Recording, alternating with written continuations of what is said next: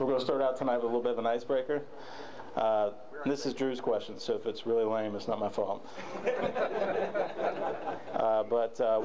What song from your past evokes the strongest memories? For me, this is hilarious, but it's Def Leppard. Whenever I had a mullet, and when I listened to... That's how you got the reverse mullet. Yeah. It's on the inside. Can you feel the love? So yeah, I had a mullet, and every time I hear Def Leppard, I think of the county fair at Hampshire County back in West Virginia, riding the Scrambler and the Roundabout, having my black Def Leppard t-shirt on, and Def Leppard was, of course, the background music for every single ride at the West Virginia County State Fair. So, yeah. So anyway, that's my song and that's my memory. So what about you guys? What song evokes the strongest memories? 1, 2, 3, go. I'm going to tell you the answer to mine. This goes back along with Will, and this goes back to my high school days. But my best friend and I, this is the before Christ days, I guess you could say, was a Jukebox Hero by Foreigner. And, you know, my best friend and I, we had it all down. We could play the guitar, we could lip sync, we could hit the drums. I mean, we performed for people. They would laugh at us, but we didn't care. You know, we listened to it before football games, and that was our song, you know. So my best friend and I, you know, for years and years, the nieces and nephews were brought up listening to that song because we would perform it for them.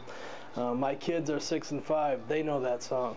And so I'm carrying on the tradition. And, you know, fortunately, my best friend passed away about 7 years ago, come March. And so we can't do that anymore. And it was really hard for me for a long time to listen to that song and kind of get the beat back going and singing at the top of my lungs. But I know that's what he would want.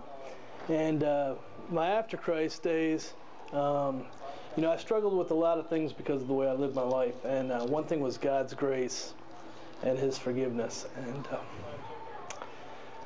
the one song that I heard right at the beginning after coming in to know Christ is The Amazing Grace, My Chains Are Gone medley. And that song, when I hear it, when I think about it, it really sends me back to how much Christ loves us and what He did for us. So those are my two songs. Speaking of the national championship, I guess you guys didn't know it was on tonight, or you have DVRs or something. But you know, I was sitting there and thinking about it, and I was kind of exactly like Will told you guys earlier. There's a few faces in here I didn't expect to see tonight because of the game. But, you know, those guys are playing for a trophy, and their names will go down in the record books, whoever wins, whoever loses. And that trophy that the team gets and puts in their field house, or wherever they put it, will one day break or rust or tarnish. And I was expecting maybe 30 or 40 guys here who had come tonight to work towards a different trophy, to work for our eternal kingdom, and that's God. And to come and share and do life together. And, you know, I just can't.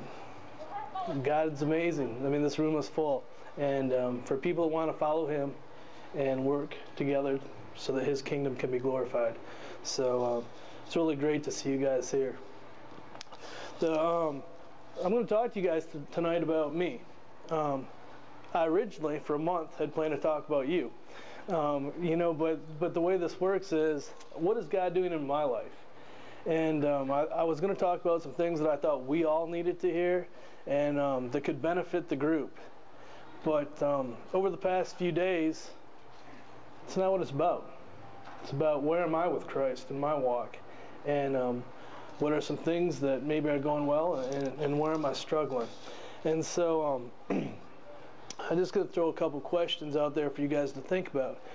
You know, who is it hard for you guys to serve? When you go through your daily walk, you wake up in the morning, you have your kids, maybe your wife or whoever it is there, and then you might go to work, and maybe you have customers all day, or you're on the phone with people, or who is it hard for you guys to serve in a Christ-like manner?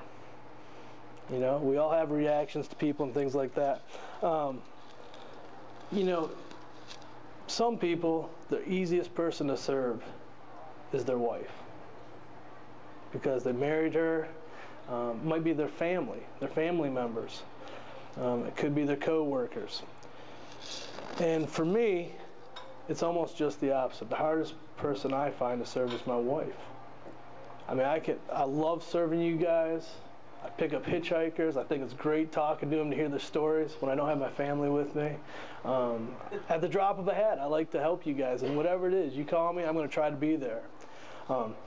My wife has said to me before, similar to like Will said a couple weeks ago, if it was one of the guys from Blue Ridge that called you up to come help, you'd be there. You know, when it takes me a couple weeks to do something simple that she asked me to do. And so for me, you know, I started looking back at this, and I couldn't figure it out really what was going on. And for you guys, you just have to think about, as I kind of talked tonight, who is it that you're struggling with? You know, is it somebody in this room?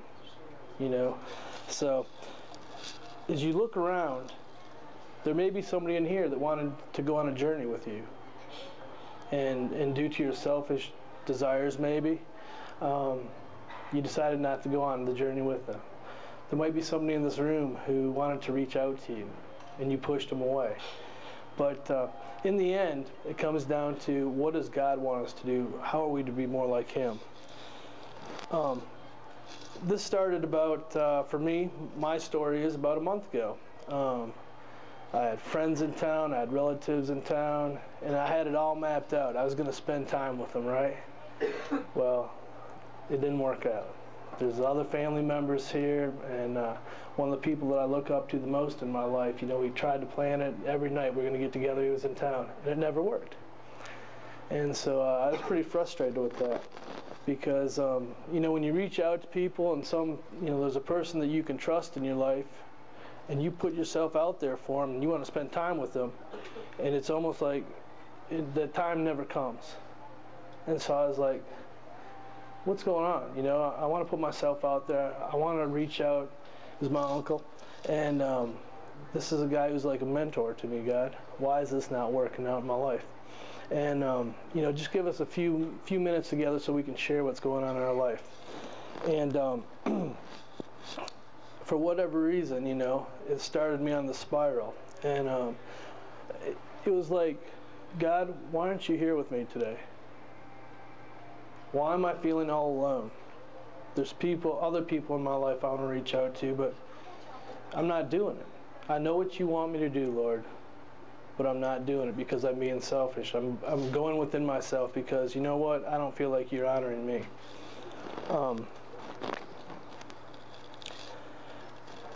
This next part is hard, because it was a Monday night. It was about a month ago, and during that same time, you know, I felt like I was being rejected. I had a friend in town, and he wanted to go to the bar to watch a game on a Monday night. We're going to go watch hockey and football, and I love hockey and football. And, you know, I knew where I was supposed to be on that Monday, but I made plans with him.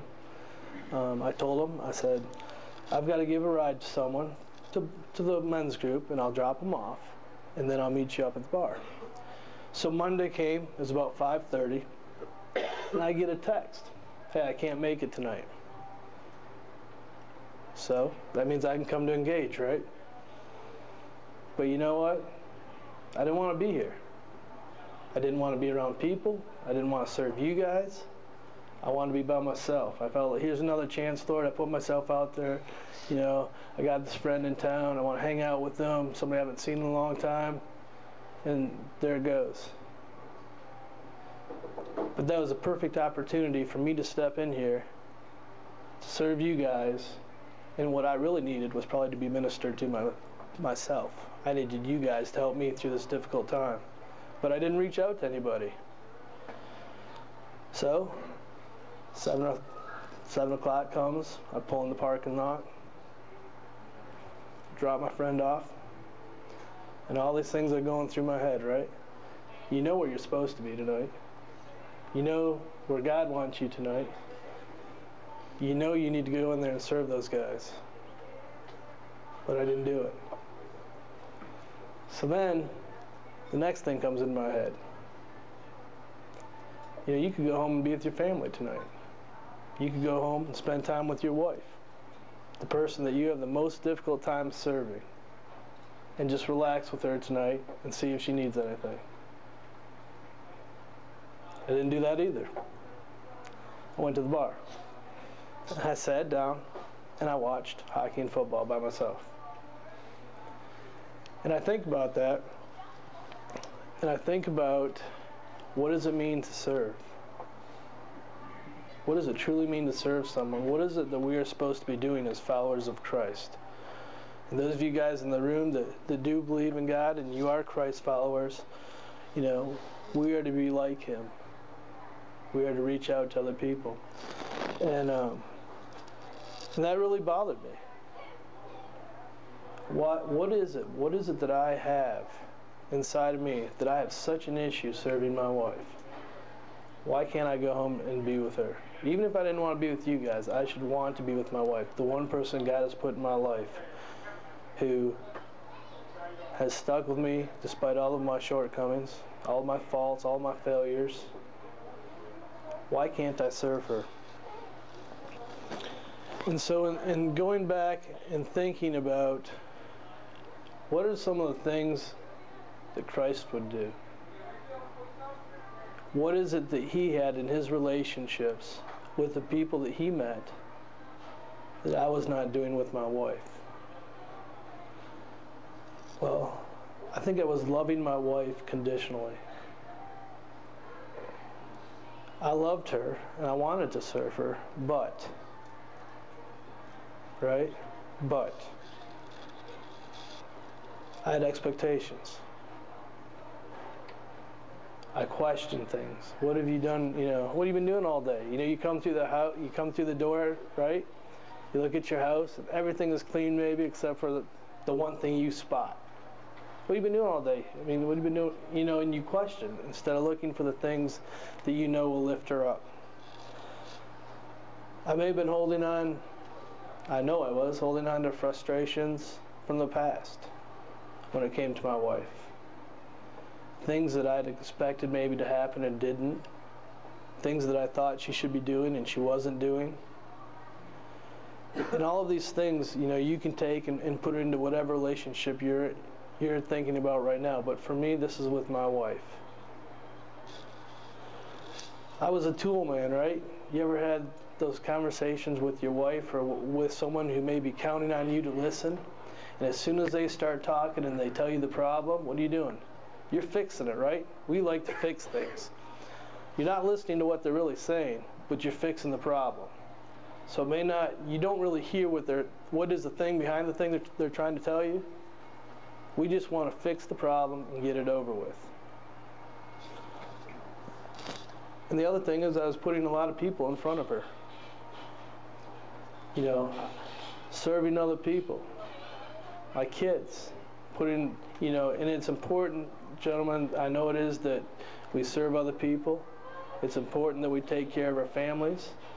It's important that we take care of each other. And we reach out to people who are not Christ followers. And those are all good things. But the God thing is I needed to put my wife first in different times, and I did not. Where I may have known that she was hurting, or she needed to talk to me, or she needed me to do something around the house. But I was out the door, you know. Well, I need to go do this, or I need to go see this guy. But really, I needed to be focusing on her.